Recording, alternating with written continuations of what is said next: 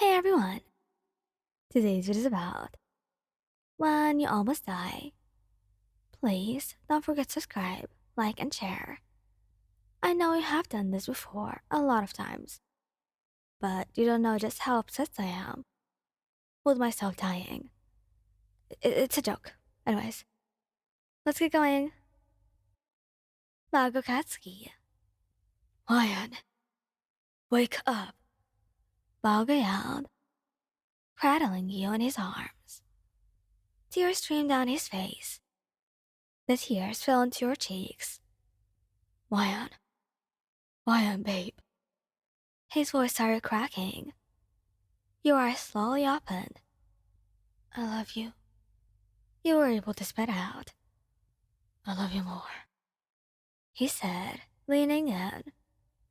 Before Bago could kiss you, the paramedics rushed by and scooped you up, running back to the ambulance. Hey, what the? Bago started, but then he realized they were literally saving your life. Bago carried your favorite flowers into the hospital room. Your eyes lit up when you saw him. He smiled and ran over to you. You sat up out of the chair you were in and hugged him. It had been a whole week since you last saw each other. The doctors had to perform surgery in order to get some of the metal out of your skin. Bago kissed you and everything went back to normal. I mean, sort of. You did kind of have to stay home and rest. You weren't doing it alone though. Bago insisted on staying home with you and being there with you all of the time. Kirishima Jiro. You weren't in class all day. That's how about Kirishima. He saw you this morning. Bye. You weren't even here. Strange.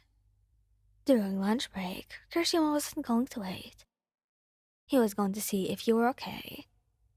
Kirishima walked into your room and saw you at your desk, writing some kind of note. Your head immediately turned to him, and you had the paper. Baby, what is that? He asked, a hint of nervousness in his voice. It's nothing, you said. Kirishima walked down to your desk and snatched the note. It was actually your diary. He knew it was unmanly to do that, but he had to know. I'm planning on leaving the world today. I don't feel like there's a point anymore, and everything is so overwhelming. You put your head down. Ryan, he stuttered. Kirishima grabbed you from the chair and hugged you. I'm sorry. He would, for sure, get you some therapy and extra loving.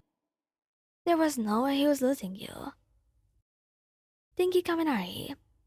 The TV announced that you had left the Earth today. It was a car accident in which everyone in your family survived, except you. Dinky felt tears running down his face. Why?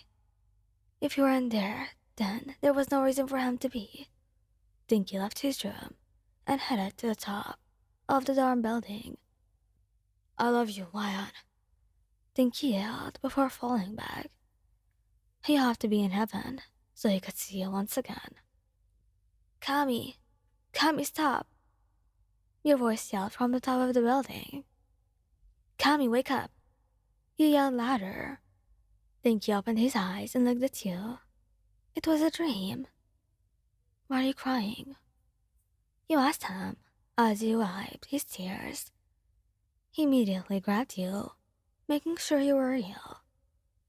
Are you okay? You asked. Nightmare. That's all. You smiled and got under the blanket with him, covering him up. He was relieved it was just a dream. Shoto's Druki. Shoto had his suspicions about you being depressed and abused. You barely talked anymore. He missed you. The real you. He had realized you came to school with more bruises every day. You weren't answering his texts. He knew something was going on. Shoto quickly drove to your house. He did not bother knocking. He just kind of walked down. He didn't even mind your desk asking questions. He rushed to your room and opened the door. He saw you loading a gun. Mayan, put the gun down, he said sternly. No, you said, about to bring it up to your head. Shoto ran and grabbed the gun out of your hand, unloading it and letting the bullets swiftly fall out of the mag. Come here, Shoto demanded, with tears. He held out his hands. You ran into Shoto's arms and he closed them, tightly hugging you. Please don't leave me, he cried, voice cracking. Izuki Midoriya. Yeah, you guys went to bed together. Not like that though. You had been having headaches lately, and he wanted to be near you all the time. So he slept with you in your dorm. When Deku woke up, he looked beside him to see you. He knew it seemed perverted, but he didn't care. He sat up and looked at your chest. Thank God it was moving up and down. He felt guilty for this, but he just couldn't look away. He was starstruck. Your eyes suddenly opened at the feeling of being watched. You gave your boyfriend a look before throwing a pillow at him. Izuku, you called, slightly laughing. Sorry. He laughed, throwing the pillow back at you. You threw it harder at him. This led to a pillow fight.